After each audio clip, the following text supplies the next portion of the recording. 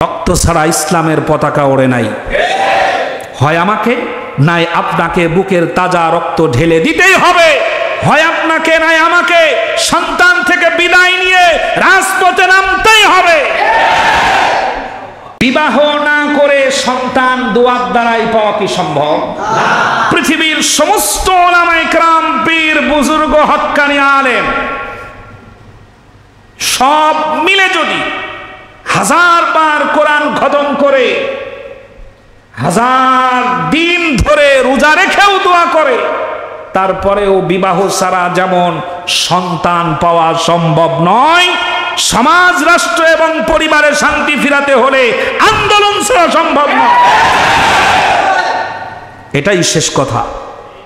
শুধু দোয়া করলেই ফাইসালা হবে, এটা মূর্খদের চিন্তা, আহম্মকদের চিন্তা, জাহেলদের চিন্তা। বাংলাদেশের কথা চিন্তা করুন। আপনাদের এ পাড়ায়, এ মহল্লায় নামাজি লোকের অভাব আছে কি? অফিস আদালতে নামাজি লোকের অভাব নাই। পুলিশ প্রশাসন যারা আছেন তাদের মধ্যে নামাজি লোকের অভাব নাই। আইনজীবীদের মধ্যে নামাজি লোকের অভাব নাই। আর্মিদের মধ্যে নামাজি লোকের অভাব নাই। সাংবাদিকদের মধ্যে নামাজি লোকের অভাব নাই। সরকার দলের মধ্যে নামাজি লোকের অভাব নাই। আটরশির মধ্যে নামাজি লোকের অভাব নাই।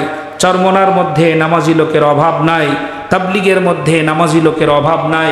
ইসলামিক দলগুলোর মধ্যে নামাজি লোকের কোনো অভাব নাই। এত নামাজি থাকার পরেও সমাজ আজ অশান্তির আগুনে দাও দাও করে জ্বলছে কেন? এজন্য আল্লাহ পাক বলছেন, লাইসাল বিররা আন তুওয়াল্লু বুজুহাকুম কিবালাল মাশরিকি ওয়াল মাগরিব ওয়ালাকিন্নাল বিররা মান আমানা বিল্লাহ। আল্লাহ রাব্বুল আলামিন বলেছেন, শুধুমাত্র পশ্চিম অথবা পূর্ব দিকে মুখ ঘোরানোটাই নেক কাজ নয়, বরং আরো নেক কাজ বাকি আছে যা তোমাদের করতে হবে। আল্লাহ তাআলার এই জমিনে শুধুমাত্র ইবাদত বন্দিগির মাধ্যমে পরিবার, সমাজ কখনো পরিবর্তন হবে না। এ পরিবর্তন করতে হলে নামাজের বাহিরে গিয়ে, নামাজের পরে নামাজ আনতে আমাদের আরো কিছু দায়িত্ব আছে, যে দায়িত্ব পালন করতে হবে। পৃথিবীর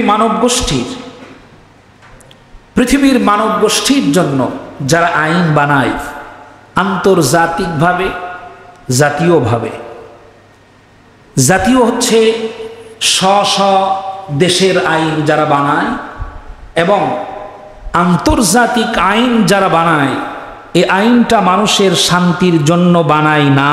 এ কথাটা আমরা সহজে বুঝতে চাই না। মানুষ যারা আইন বানায়, আইন বানানোর ক্ষমতা যারা পায়, যাদেরকে দেওয়া হয়, তারা আইন বানায়, আইনটা যে জাতির জন্য বানায় না, এই কথাটা মানুষ সহজে বোঝে না। আমলোক, সাধারণ জনগণ মনে করে তারা যে আইন বানাইছে, সে আইনটা শুধু আমাদের শান্তির জন্য বানিয়েছে। বিশ্বাস করুন, আইন যদি জাতির কল্যাণে বানানো হতো, নিরস্ত্র মানুষের উপরে পুলিশ ওই আইনের উপর দাঁড়িয়ে গুলি চালাতে পারত না। আইন দিবেন কে? আল্লাহ। পৃথিবী বানিয়েছেন কে? মানুষদের সৃষ্টি কে করেছেন? আল্লাহ। মানুষদেরকে আল্লাহ রাব্বুল আলামিন সৃষ্টি করেছেন। আল্লাহ পাক আইন দিতে সক্ষম নাকি অক্ষম? কোনো সন্দেহ নাই। কথাগুলি ভালো করে বুঝবেন প্রিয় বন্ধুগণ। মানুষের জন্য আইন বানানো এটা ঠাট্টা, একটা মস্করা, একটা উপহাস মাত্র। মনে করুন একজন ব্যক্তির মেয়ের বিবাহ অথবা ছেলের বিবাহ, লক্ষ লক্ষ টাকা খরচ করে অনুষ্ঠান করছে। এমন সময় একজন ব্যক্তি 2-4 জন লোক সাথে নিয়ে এসে বলল যে, ভাই, আপনার বাড়িতে নাকি অনুষ্ঠান, ভাবলাম যদি কোনো কাজে লাগে, এই জন্য 2 কেজি লবণ এনেছি। শুনতেছেন? কি এনেছে? 2 কেজি লবণ এনেছি, আপনি খুশি হন এবং এই 2 কেজি লবণ রাখেন। লোকটা তখন বলল, তোমার মাথার স্ক্রু কি সব ঢিলা হয়ে গেছে? লক্ষ টাকার প্যান্ডেল সুসজ্জিত করেছি আরো লক্ষ টাকা দিয়ে, লক্ষ লক্ষ টাকা খাবারের পিছনে খরচ করেছি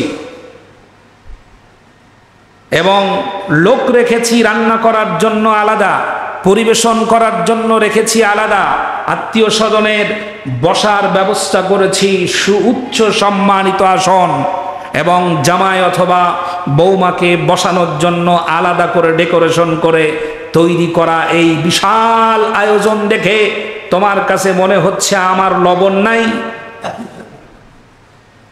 পৃথিবীকে বানিয়েছেন আল্লাহ, সাগর নদী কে দিয়েছেন? নিয়ামত রাজি কে দিয়েছেন?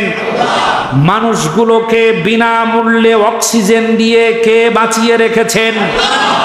মানুষের চোখে দেখা যায় না রুহু নামক বস্তু দিয়ে কে বাঁচিয়ে রেখেছেন? মানুষের শরীরের ভিতরের কলকবজা কে নাড়াচাড়া করেন? মানুষকে আল্লাহ পাক কন্যা সন্তান পুত্র সন্তান কে দান করেন? মানুষের সকল প্রকারের নিয়ামত আল্লাহ দেন। মানুষ একটা জিনিসেরও মালিক না, বরং খেজুর খাওয়ার পর খেজুরের বিচির সাথে যে কিতমির নামক পাতলা চামড়া থাকে, ওই পাতলা চামড়ারও মালিক মানুষ নয়। সেই মানুষের সব কিছু আল্লাহ দিতে পারলেন, আর বুঝি লবণ দিতে পারলেন না?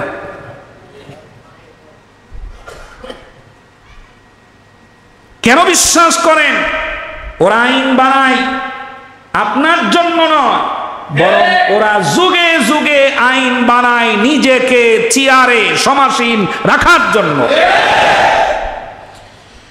প্রিয় বন্ধুগণ, সকল কিছু আল্লাহ রাব্বুল আলামিন আমাদেরকে দান করেছেন, আল্লাহ পাক আমাদেরকে দিয়েছেন। শুধুমাত্র দোয়া করা, অনেকে মনে করেন ফাইসালা কে করবে? আল্লাহ করবেন। ফাইসালা আল্লাহ করবেন, কোনো সন্দেহ নাই। শুধুমাত্র দোয়ার মাধ্যমে সবকিছু পাওয়া সম্ভব? শুধুমাত্র দোয়ার মাধ্যমে সবকিছু পাওয়া সম্ভব নয়। আব্দুল কাদের জিলানী রহমাতুল্লাহি আলাইহি দোয়া করলে কবুল হয়ে যেত। এক যুবক এসে বললেন, পীর সাহেব, আপনি দোয়া করলে আল্লাহ কবুল করেন, আপনি মুস্তাজাবুদ দাওয়া, আপনি যেটা বলেন আল্লাহ সেটা কবুল করে নেন। আপনার কাছে আমার আবেদন, আপনি আল্লাহর কাছে দোয়া করেন আল্লাহ তাআলা যেন আমাকে একটি পুত্র সন্তান দান করে, ছেলেটাকে হাফেজ বানাবো, আলেম বানাবো, ইবাদতকারী বানাবো, নেককার সন্তান হবে, পরকালে আল্লাহ রাব্বুল আলামিন আমাকে উত্তম জাযা দান করবেন। আমার ইচ্ছা যে আল্লাহ যেন আমাকে একটি পুত্র সন্তান দান করে। আব্দুল কাদের জিলানী রহমাতুল্লাহি আলাইহি বললেন যে ঠিক আছে বাবা, তুমি 1 বছর পরে আমার সাথে দেখা করবা, কারণ সন্তান পেটে আসবে, ডেলিভারি হবে মোটামুটি কতদিন? 1 বছর। 1 বছর পর যুবক পীর সাহেবের সাথে দেখা করে বলছে, হুজুর কেমন দোয়া করলেন, আমার ছেলেও হয় নাই মেয়েও হয় নাই। আব্দুল কাদের জিলানী রহমাতুল্লাহি আলাইহি চিন্তায় পড়ে গেলেন, আমি হলাম মুস্তাজাবুদ দাওয়া, যত দোয়া করেছি আল্লাহ কবুল করেছেন, আমার এই দোয়াটা ফেরত দেওয়ার কারণ কি? তিনি নিজে খুঁজলেন তার আমলিয়াতের ভিতরে কোনো দুর্বলতা এসেছে কিনা, তার রিজিকের মধ্যে কোনো হারাম ঢুকেছে কিনা, তার আচরণের মধ্যে কোনো ব্যতিক্রম কিছু পরিলক্ষিত হয়েছে কিনা। নিজে নিজের দিকে তালাশ করে করে দেখলেন না, দৈনন্দিন আমল দৈনন্দিন কর্মকাণ্ড সব ঠিক আছে, কিন্তু দোয়া কবুল হয় নাই। কারণ কি? কোনো কারণ খুঁজে না পেয়ে যুবককে ডেকে জিজ্ঞেস করছে, বাবা এদিকে আসো। যুবক যখন পীর সাহেবের কাছে আসলো, বলছেন, বাবা তুমি কি বিবাহ করেছো? যুবক বলছে, না হুজুর, বিয়ে করি নাই। বিবাহ না করে সন্তান দোয়ার দ্বারাই পাওয়া কি সম্ভব? পৃথিবীর সমস্ত উলামায়ে কেরাম, পীর বুজুর্গ, হক্কানি আলেম সব মিলে যদি 1000 বার কোরআন খতম করে, 1000 দিন ধরে রোজা রেখেও দোয়া করে, তারপরেও বিবাহ ছাড়া যেমন সন্তান পাওয়া সম্ভব নয়, সমাজ, রাষ্ট্র এবং পরিবারে শান্তি ফিরাতে হলে আন্দোলন ছাড়া সম্ভব নয়। এটাই শেষ কথা। শুধু দোয়া করলেই ফাইসালা হবে, এটা মূর্খদের চিন্তা, আহম্মকদের চিন্তা, জাহেলদের চিন্তা। রক্ত ছাড়া ইসলামের পতাকা ওড়ে নাই। হয় আমাকে নাই আপনাকে বুকের তাজা রক্ত ঢেলে দিতেই হবে, হয় আপনাকে নাই আমাকে সন্তান থেকে বিদায় নিয়ে রাজপথে নামতেই হবে। কেউ না কেউ তো যেতে হবে। প্রিয় বন্ধুগণ, যদি মনে করেন এটা রাজনৈতিক বক্তব্য, তাহলে সেই পুলিশ ভাইকে প্রশ্ন করব যেই পুলিশের গুলিতে আর এক পুলিশের সন্তান মারা গেছে। টার্গেট কি করেছিলেন? আপনার বুকের ধন ওইভাবে মাটিতে লুটিয়ে পড়বে? আপনার গোলামির জন্য দায়ী, আপনার চামচামিয়ার জন্য দায়ী। যখন এদেশে 50 জন সেনা অফিসারের কফিন একটার পর একটা সাজানো হলো, গোটা জাতি সেনা অফিসারদের জন্য চোখের পানি ফেলেছে, গোটা জাতি কেঁদেছে। তাদের পরিবারের কান্না দেখে সাধারণ মানুষ কেঁদেছে, রিকশাওয়ালা কেঁদেছে। সেই জাতির চোখের পানির কোনো মূল্য দেন নাই। সেই জাতি যারা আপনাদের জন্য কেঁদেছে, তাদের বুক তাক করে গুলি করতে আপনার একটু দ্বিধা করে নাই? আপনি আপনার স্ত্রীর কাছে কি জবাব দিবেন? আপনি আপনার কলিজার টুকরা সন্তানের কাছে কি জবাব দিবেন? আপনার বিবেকের কাছে কি জবাব দিবেন? চূড়ান্ত জবাব আপনার রবের কাছে কি দিবেন? মানুষ যে চিরকাল থাকে না এটা তো মানেন, মানুষের যৌবন চিরকাল থাকে না এটা তো বিশ্বাস করেন, মানুষের ক্ষমতা চিরকাল থাকে না এটা তো জানেন। তাহলে আল্লাহর কাছে আমাদের ধরা দিতে হবে, এতে কোনো সন্দেহ নাই। সৃষ্টি করেছেন যিনি, ফিরিয়ে নেবেন তিনি, কোনো সন্দেহ আছে কি? শুরু করছি আল্লাহর নামে। শয়তানের সকল প্রকারের ওয়াসওয়াসা থেকে পানাহ চাচ্ছি। যে শয়তান মানুষের মধ্যে আছে, আজকাল আমার কাছে যেন মনে হয় জিন শয়তানের কর্মকাণ্ড কমে গেছে, মানুষ শয়তানের কর্মকাণ্ড বেড়ে গেছে। জিন শয়তান মনে হয় মানব শয়তানের কাছ থেকে রিটায়ার্ড হয়ে গেছে, যে আমার আর এখন কোনো কাজ করার দরকার হয় না। কিছু মানুষের কর্মকাণ্ড দেখে শয়তান মাথায় হাত দিয়ে চিন্তা করে, আল্লাহ আমারে তুমি আজাজিল বানাইলা কেন? এর চাইতে বড় আজাজিল তো আছে। সেই সকল প্রকারের ওয়াসওয়াসা থেকে আল্লাহর কাছে পানাহ চাচ্ছি। এবং রব্বে করিম যিনি অত্যন্ত দয়ালু, দাতা, মেহেরবান, যিনি গরিবের দুঃখ, মানুষের কান্নার আওয়াজ শুনতে পান, সেই রবের নামে আমরা শুরু করছি। সকলে পড়েন, আউযু বিল্লাহি মিনাশ শাইতানির রাজীম, বিসমিল্লাহির রাহমানির রহিম। ওয়া মিনান নাসি মান ইউজিবুকা কাওলুহু ফিল হায়াতিদ দুনিয়া ওয়া ইউশহিদুল্লাহা আলা মা ফি কলবিহি ওয়া হুয়া আলাদ্দুল খিসাম। আল্লাহু আকবার। সূরাতুল বাকারা 204 নাম্বার আয়াত। বাহির থেকে যারা শুনছেন এবং মানুষের ছদ্মবেশে যদি কোনো শয়তান থাকেন, তাহলে আপনাকেও বলবো, লেখাপড়া যদি করে থাকেন তাহলে আপনি এখনই কোরআনটা খুলুন। 204 নাম্বার আয়াত, 2 নাম্বার পারার সূরাতুল বাকারা। আল্লাহ রাব্বুল আলামিন কোরআনুল কারীম দিয়ে আমাদেরকে জানিয়ে দিচ্ছেন, আয়াতগুলো আমাকে চুপ করে থাকতে দিচ্ছে না। আমার প্রিয় বন্ধুবর, আমার আপনজন যাদেরকে কাছের মনে করি, পরামর্শ দিচ্ছেন, কিন্তু কোরআনুল কারীমের আয়াত যখন সামনে আসছে তখন আমি আর নিজের বিবেকের সাথে লড়াই করে পারছি না। আল্লাহ রাব্বুল আলামিন বলেন, وَمِنَ النَّاسِ مَن يُعْجِبُكَ قَوْلُهُ فِي الْحَيَاةِ الدُّنْيَا وَيُشْهِدُ اللَّهَ عَلَى مَا فِي قَلْبِهِ وَهُوَ أَلَدُّ الْخِصَامِ। আল্লাহু আকবার। আল্লাহ রাব্বুল আলামিন বলেন, মানুষের মধ্যে এমন কিছু মানুষ আছে যার কথাগুলো অত্যন্ত চমৎকার। মানুষের ভিতরে এমন কিছু মানুষ আছে যার কথাগুলো অত্যন্ত রং মাখানো কথা, কথাগুলো শুনলে পরে পছন্দ হওয়ার মতো কথা। সে বলে আল্লাহর কসম, আল্লাহকে সাক্ষী মানে ইউশহিদুল্লাহ, কথায় কথায় বলে আল্লাহর কসম, আল্লাহ সাক্ষী, আমি তোমাদের কল্যাণ চাই, আল্লাহ সাক্ষী আমি তোমাদের ভালো চাই। আল্লাহকে সাক্ষী করে বলছি আমি আমার জন্য কিছু করি না, সব দেশের মানুষের জন্য করি। আল্লাহকে সাক্ষী রেখে বলছে আমি আমার নিজের সন্তানের জন্য করি না, তোমাদের জন্য করি।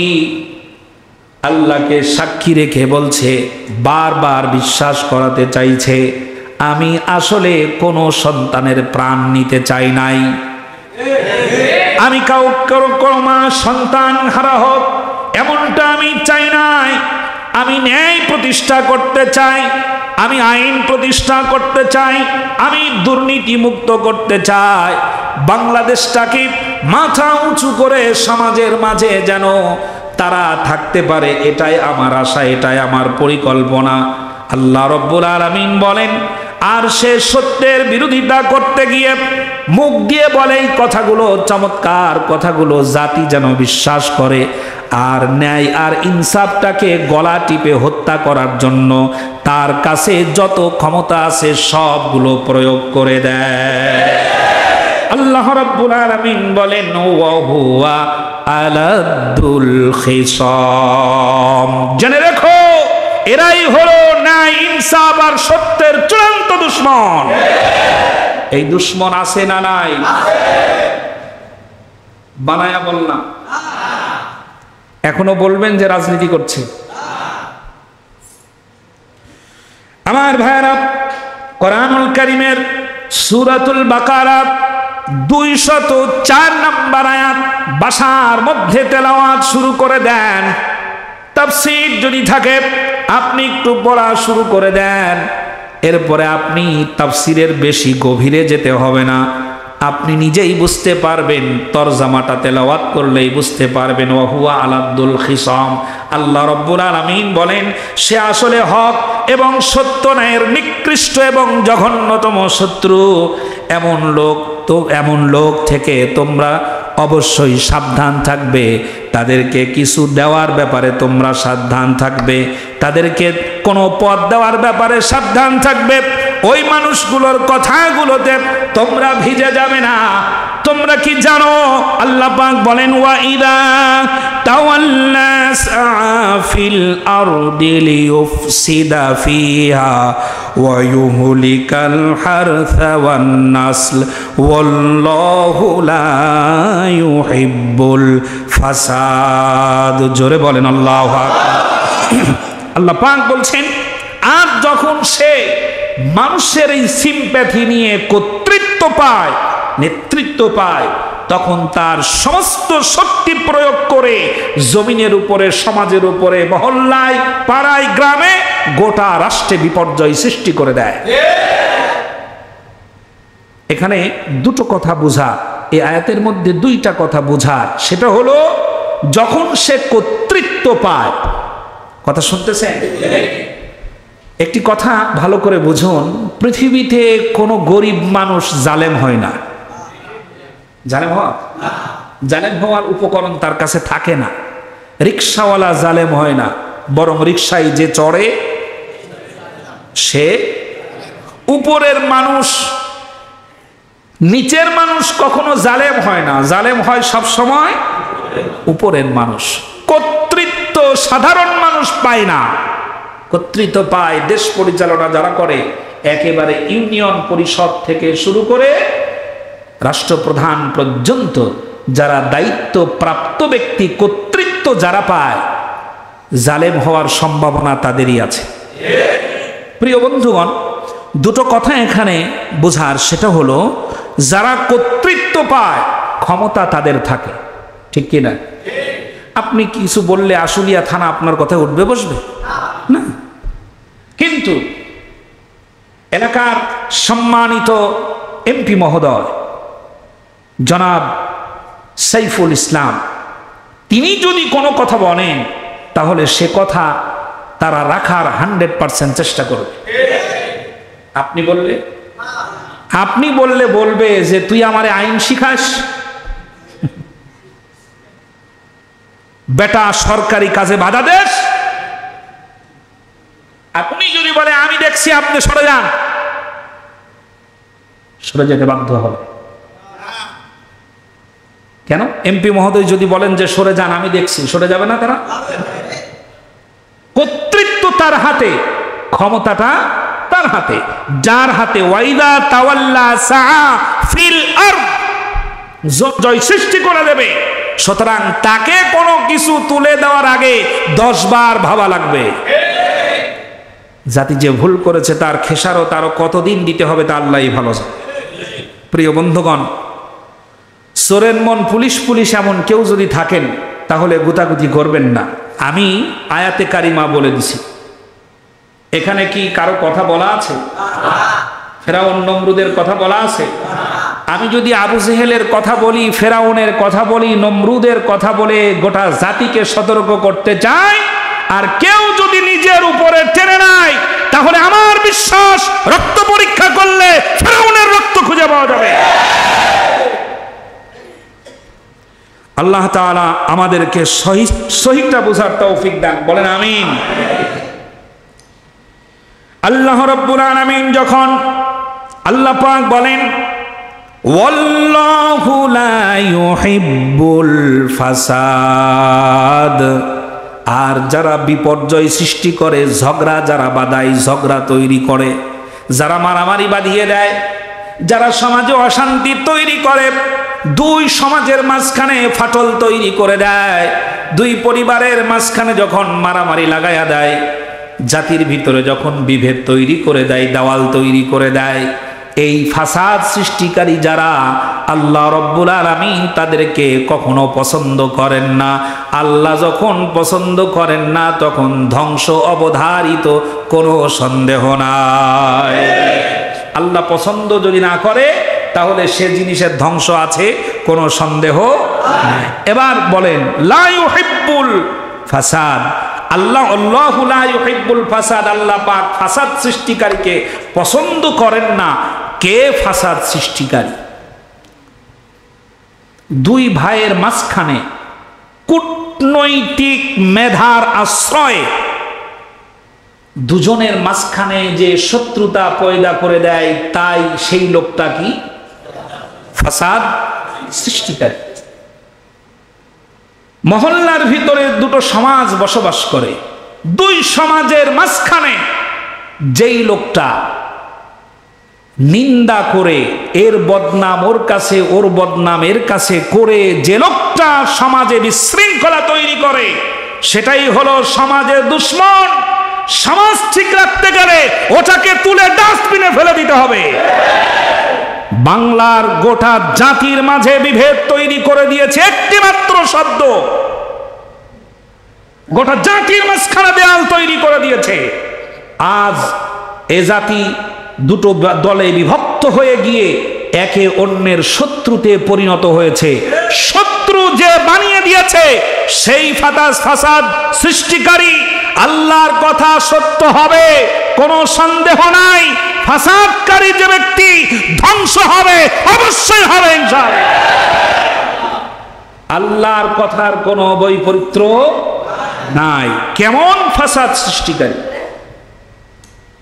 আল্লাহ রাব্বুল আলামিন সূরা মায়েদার ভিতরে আবার বলেন, যারা আল্লাহ এবং রাসূলের সাথে যুদ্ধ করে, দেশের মধ্যে যারা বিপর্যয় সৃষ্টি করে, তাদের জন্য আল্লাহর বিধান হলো, আল্লাহ রাব্বুল আলামিন বলেন, গোটা জাতিকে বিপদ মুক্ত করার জন্য, গোটা জাতিকে শান্ত করার জন্য অনেক চেষ্টা হচ্ছে, অনেক কথা হচ্ছে, ঠিক না?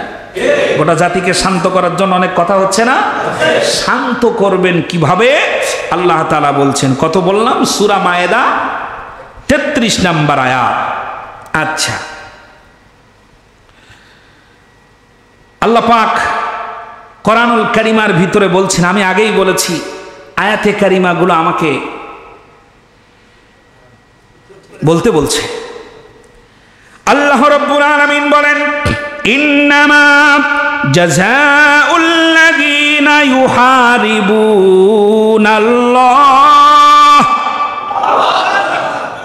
হারবুন মানে যুদ্ধ, হা র বা, হারব মানে কি? যুদ্ধ। ইউহারিবুনাল্লাহ, আল্লাহ পাক বলেন, ইউহারিবুনাল্লাহ ওয়া রাসূলাহু ওয়া ইয়াসআউনা ফিল আরদি ফাসাদা আন ইউকাত্তালু আও ইউসাল্লাবু আও তুকাত্তাআ আইদিয়াহুম ওয়া আরজুলুহুম মিনাল খিলাফ। লক্ষ্য করেন, আমি খুব ভালো করে বুঝিয়ে দিচ্ছি কথাগুলো, সরল কথা বুঝিয়ে দিচ্ছি। আল্লাহ রাব্বুল আলামিন বলেন, তাফসীর না, এটা অনুবাদ, এটা আপনিও পাবেন সূরা মায়েদার কত নাম্বার? 33 নম্বর আয়াত। আল্লাহ রাব্বুল আলামিন বলেন, যারা আল্লাহ এবং রাসূলের সাথে লড়াই করে, দুটো কথা, আল্লাহ এবং রাসূলের সাথে যুদ্ধ যারা করে, আর সমাজের ভিতরে, দেশের ভিতরে যারা বিপর্যয় সৃষ্টি করে, এই দুইটা অপরাধ যদি কেউ করে, এই দুইটা অপরাধ যারা করবে, এই দুইটা অপরাধ করার জন্য সাধারণ মানুষের সম্ভব না।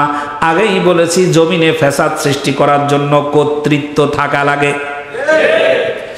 তাদের কর্তৃত্ব আছে, তারা আল্লাহর সাথে যুদ্ধ করেছে, রাসূলের সাথে লড়াই করেছে, আল্লাহর কোরআনের আইনের এগেনস্টে আইন তৈরি করে যুদ্ধ করেছে। কার সাথে?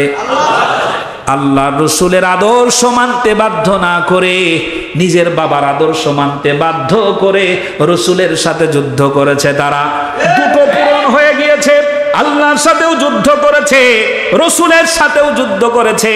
3 নাম্বার কাজ তারা করলো, সমাজের ভিতরে বিপর্যয় সৃষ্টি করেছে, সমাজের ভিতরে বিপর্যয় সৃষ্টি করে ফেলেছে, জাতির ভিতরে বিভেদ তৈরি করে ফেলেছে, জাতিকে আলাদা করে ফেলেছে। ঘরে ঘরে, সমাজে এক জাতি, এক বাঙালি আর এক বাঙালির মুখোমুখি দাঁড় করিয়ে মারামারি বাঁধানোর একটা ব্যবস্থা তৈরি করে দিয়েছে। আল্লাহ রাব্বুল আলামিন বলেন, সেই দেশে, সেই সমাজে যদি শান্তি ফিরিয়ে আনতে চাও, তাহলে ফাসাদকারীকে সর্বাগ্রে হত্যা করে ফেলো। আমি বানালাম কত নাম্বার? ওই আহাম্মকেরা, কোরআনুল কারীম বাসায় বসে খোলো, সূরা মায়েদা 33 নম্বর আয়াত। ফাসাদ থেকে বাঁচতে হলে ফাসাদকারীর প্রথম শাস্তি হলো তাকে মৃত্যুদণ্ড দাও, তাহলে সব ফাসাদ বন্ধ হয়ে যাবে।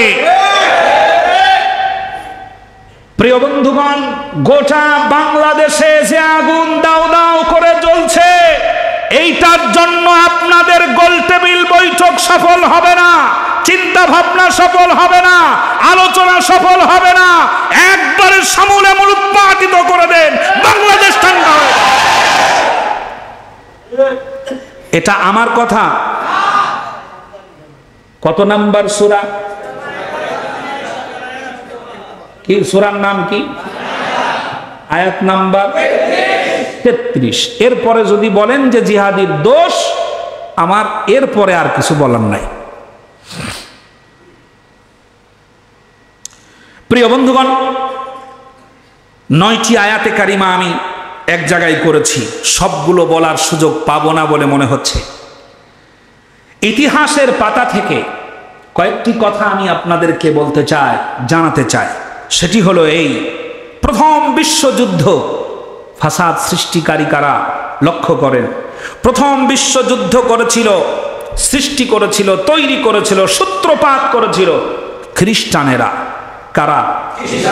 খ্রিস্টানেরা। বিশ্ব জুড়ে, পৃথিবী জুড়ে মুসলিম টুপিওয়ালা দাড়িওয়ালাদেরকেই সামগ্রিকভাবে সন্ত্রাসী বলে আখ্যায়িত করা হয়। এ কথা সত্য নয় কি? দাড়ি মুখে থাকলে তাকে অপরাধী ভাবা হয়, জুব্বা গায়ে থাকলে তাকে অপরাধী ভাবা হয়।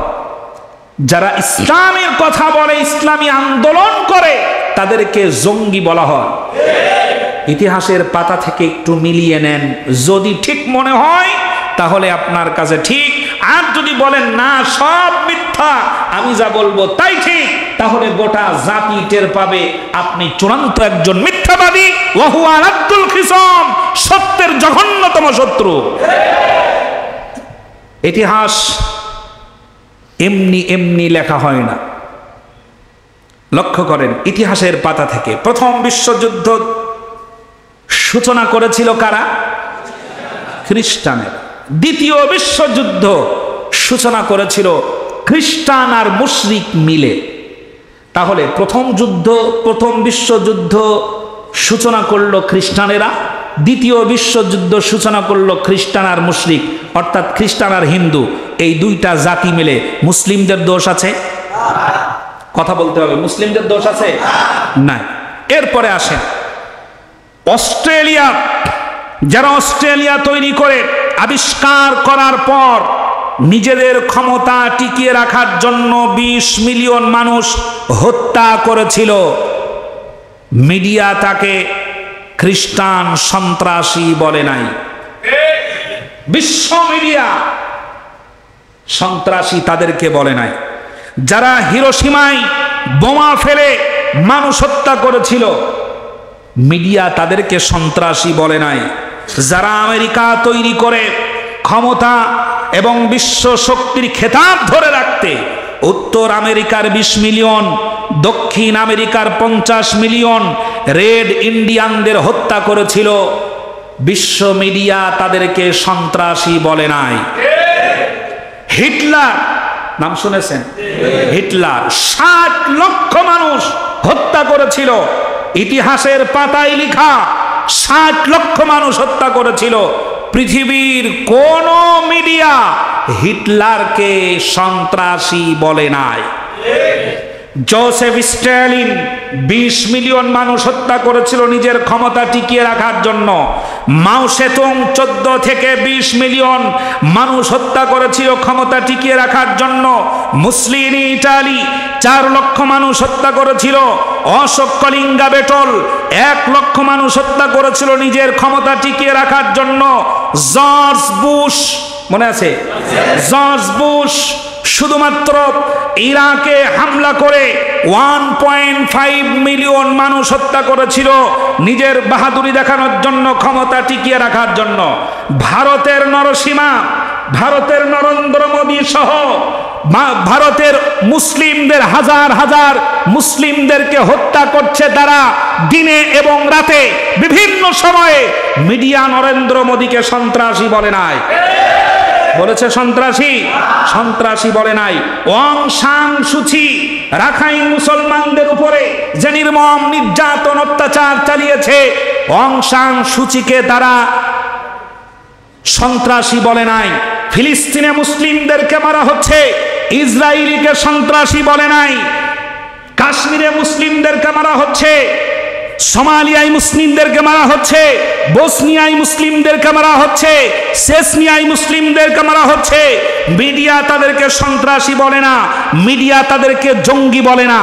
ইতিহাসের এই বিশাল চ্যাপ্টারের ধারাবাহিকতা ধরে বাংলাদেশে যারা মারছে, হাজার মায়ের বুক খালি করে দিচ্ছে, ইসলামিক স্কলারদেরকে ফাঁসির কাজটা ঝুলাচ্ছে, মিডিয়া তাদেরকে সন্ত্রাসী না বলে ইসলামী আন্দোলনের কর্মীদেরকেই সন্ত্রাসী আখ্যায়িত করাচ্ছে।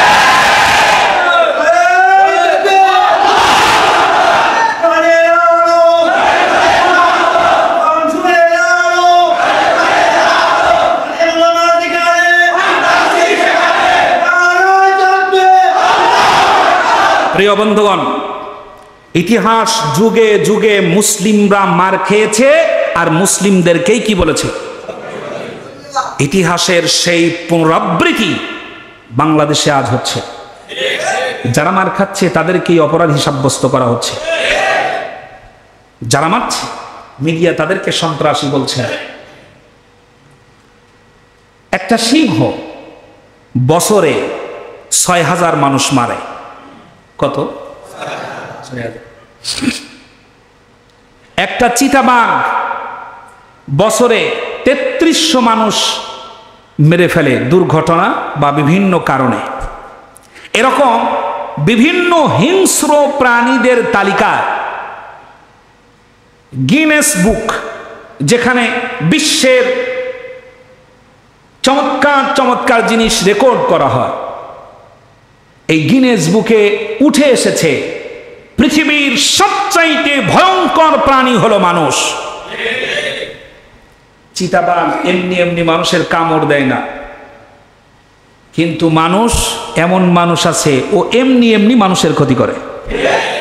আছে না?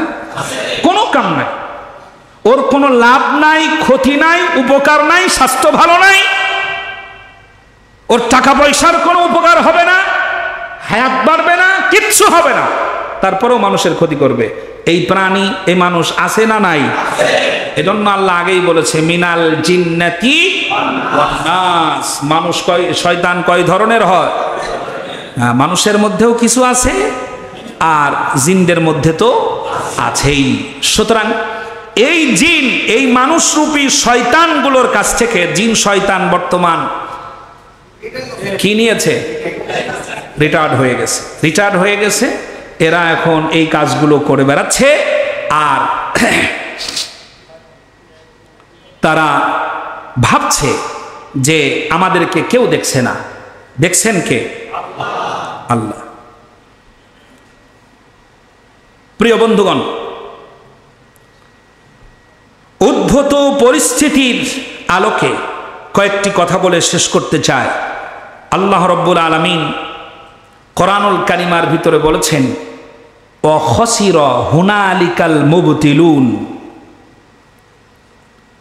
আমি সবসময় কোরআন কেন্দ্রিক কথা বলার চেষ্টা করেছি এ যাবৎকাল পর্যন্ত। গাল গল্প আর কেচ্ছা কাহিনী, সাপ, ব্যাং, আলু, পটল, এটা আমার কাছে পাওয়া যায় নাই। হাজার রেকর্ড আছে, কোনো কেচ্ছা, কোনো কাহিনী এটা বলিনি। একটা জিনিস শিখেছি, অমান আসদাকু মিনাল্লাহি কিলা, আল্লাহর চাইতে সত্যবাদী যেমন আর কেউ নাই, আল্লাহর কোরআনের চাইতে নির্ভেজাল বক্তব্য পৃথিবীতে আর কারো নাই। সবচাইতে নির্ভেজাল বক্তব্য কার? আল্লাহ। আল্লাহর কোরআনের সামনে কোনো যুক্তি, কোনো তর্কই টিকে থাকতে পারে না। এজন্য সত্য এবং ন্যায়নিষ্ঠার কারণে কোরআন কেন্দ্রিক কথা বলার চেষ্টা করে এসেছি। লক্ষ্য করুন, আল্লাহ পাক বলছেন ওয়া খাসিরা হুনালিকাল মুবতিলুন। সত্য যখন দাঁড়িয়ে যাবে, মিথ্যা তখন বিলুপ্ত হবে। কার কথা? এটা শুধু কথা নয়, এটা একটা ওয়াদা। ওয়াদাটা আল্লাহ। ওয়াদাটা কার? ওয়া খাসিরা হুনালিকাল মুবতিলুন। এবং আপনারা এই আয়াতে কারিমা অনেকবার শুনেছেন, ওয়াজাআল হাক্কু ওয়া যাহাকাল বাতিল ইন্নাল বাতিলা কানা যাহুকা। সূরা বানী ইসরাঈল 15 নম্বর পারা। সত্য যখন আগত, সত্য যখন আসবে, সত্য যখন উঠে দাঁড়াবে, সত্য যখন মাথা উঁচু করবে, তখন মিথ্যা মাথা নিচু করে দেবে, মিথ্যা বিলুপ্ত হয়ে যাবে। এখন সত্য হচ্ছেন আল্লাহ, সত্য হচ্ছেন রসুল, সত্য হচ্ছেন কোরআন, সত্য হচ্ছে হাদিস। সুবহানাল্লাহ। সত্য হচ্ছে ন্যায়, সত্য হচ্ছে ইনসাফ, সত্য হচ্ছে আদল, সত্য হচ্ছে আল্লাহর আইন প্রতিষ্ঠা করা। এটাই সত্য। প্রিয় বন্ধুগণ, ওয়া খাসিরা হুনালিকাল মুবতিলুন, আল্লাহর এটা একটা ওয়াদা, ভবিষ্যৎ ওয়াদা। যেন আল্লাহ পাক বলেই দিলেন, যুগে যুগে মিথ্যার খরস্রোতা তোমরা যত দেখবে, সত্যের জন্য যদি একজন দাঁড়িয়ে যাও, মিথ্যা তোমার উপরে চেপে বসবে, তোমাকে অত্যাচার করবে। যদি 10 জন দাঁড়িয়ে যাও, তারপরেও তোমাকে অত্যাচার করবে, নির্যাতন করবে। আর যদি 100 জন দাঁড়িয়ে যাও, তাহলে মিথ্যার উপরে যারা দাঁড়িয়ে আছে তারা চিন্তা করবে এবং টেনশনে পড়ে যাবে। 1000 যদি দাঁড়িয়ে যাও, তাহলে তারা চুপ হয়ে যাবে। আর লক্ষ লক্ষ যদি দাঁড়িয়ে যাও, তাহলে মিথ্যা পালাতে বাধ্য হবে। আজ আমরা সবাই চুপ, ঠিক না? সবাই চুপ। আমার দরকার নাই, খামাখা গা চুলকানোর দরকার আছে? এরকম কথাই আমরা সবাই বলি। খামাখা কথা বলার দরকার আছে? কি প্রয়োজন এত কথা বলার? এখন যে ব্যক্তি জানে 2 আর 2 যোগ করলে কত হয়? 4। এই 2 আর 2 যোগ করলে যে 4 হয়, এই জানা ব্যক্তিটি সামনে দাঁড়িয়ে আছে। আরেকজন ব্যক্তি 2 আর 2 যোগ করে 3 লিখছে। 2 প্লাস 2 হওয়ার কথা 4, কিন্তু সে লিখছে কত? 3। লিখতেছে 3, কিন্তু যে ব্যক্তি জানে যে 2 আর 2 যোগ করলে 4 হয়, ওই ব্যক্তি ওখানে দাঁড়িয়ে যদি এ কথা না বলে যে ভাই 2 আর 2 যোগ করলে কত হয়?